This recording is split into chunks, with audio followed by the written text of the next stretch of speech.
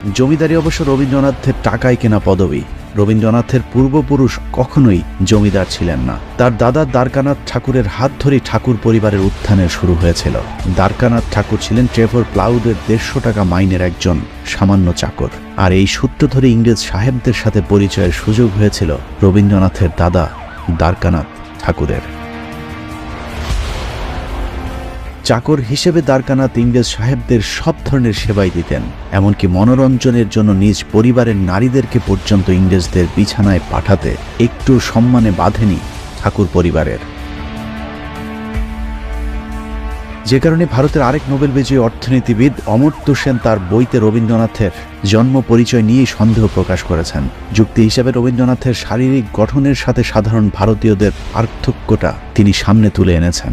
এছাড়া ঠাকুর বাড়ির নারীদের সাথে যেহেতু ইংরেজদের অবাধ মেলামেশা ছিল, সে কারণে অমর্ত্য সেন রবীন্দ্রনাথের ডিএনএ পরীক্ষারও দাবি তুলেছেন।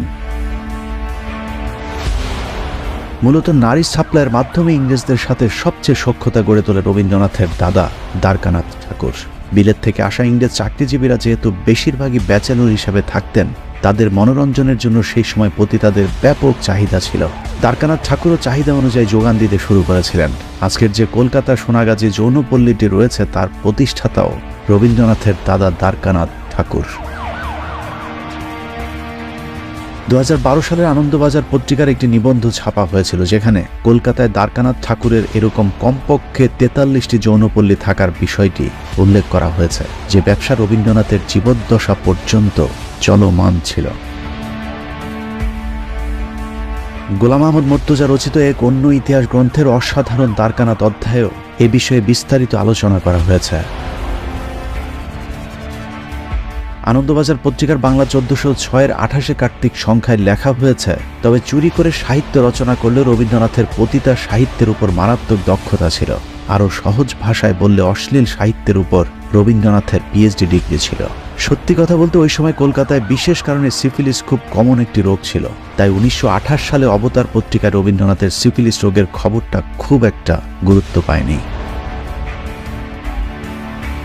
বলে রাখা ভালো, সিফিলিস হচ্ছে যৌন সংক্রান্ত একটি রোগ। বহু নারীর সাথে শারীরিক সম্পর্কের মাধ্যমে সিফিলিস রোগ বাঁধানোর পাশাপাশি রবীন্দ্রনাথের বিভিন্ন লেখাতেও যৌনতা এবং কুরুচিপূর্ণ ভাষার ব্যবহার পাওয়া যায়। যেমন তার বিখ্যাত 2 বিঘা কবিতায় তিনি লিখেছেন, বুক ভরা মধু বঙ্কের বধূ, জল লয়ে যায় ঘরে, মা বলিতে প্রাণ করে আনচান, চোখ আসে জলে ভরে। একসময় পতিতা ব্যবসায় হয়ে উঠেছিল ঠাকুর পরিবারের প্রধান ব্যবসা। এছাড়া পতিতালয়ে আসা খদ্দেরদের চাহিদার কারণে মদ এবং আফিমের ব্যবসাটাও জমজমাট হয়ে উঠেছিল কলকাতায়। ঠাকুর বাড়িতে মদ আর আফিম এতটাই সহজলভ্য হয়েছিল যে রবীন্দ্রনাথের সাথে পরকীয়ার জেরে তার যে বৌদি আত্মহত্যা করেছিল, সেই কাদম্বরী দেবী অতিরিক্ত আফিম খেয়ে আত্মহত্যা করেছিল। উইকিপিডিয়াতেও তার মৃত্যুর কারণ হিসেবে অতিরিক্ত আফিম খাবার কথা বলা হয়েছে। কাদম্বরীকে রেখে রবীন্দ্রনাথের বিয়ে করার বিষয়টি তার বৌদি কোনোভাবেই মেনে নিতে পারেনি, যে কারণেই দেবরের বিয়ের মাত্র 4 মাসের মাথায় তিনি আফিম খেয়ে আত্মহত্যা করেছিলেন। যাই হোক, মদ, আফিম আর পতিতা ব্যবসার টাকাতেই একের পর এক ব্যবসা আর জমিদারি কিনতে থাকে দ্বারকানাথ ঠাকুর। বিদেশি বাবুদের মনোরঞ্জনের বিনিময়ে কামানোর টাকায় ফুলে ফেপে ঠাকুর পরিবার খোলস পাল্টে হয়ে যায় জমিদারের বংশধর।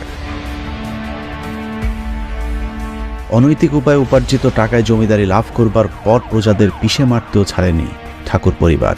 শচীন্দ্র অধিকারী শিলাইদহ রবীন্দ্রনাথ বইয়ের তথ্য অনুযায়ী পূর্বপুরুষদের মতো রবীন্দ্রনাথ নিজেও অত্যন্ত নিষ্ঠুর একজন জমিদার ছিলেন। অন্যান্য জমিদারেরা প্রজাদের কাছ থেকে একবার খাজনা আদায় করলেও রবীন্দ্রনাথ 1894 সালে ঘোষণা দেন তার প্রজাদেরকে বছরে 2 বার খাজনা দিতে হবে। জমির খাজনার পাশাপাশি কালী পূজায় বাধ্যতামূলক প্রজাদেরকে খাজনা দিতে বাধ্য করা হয়।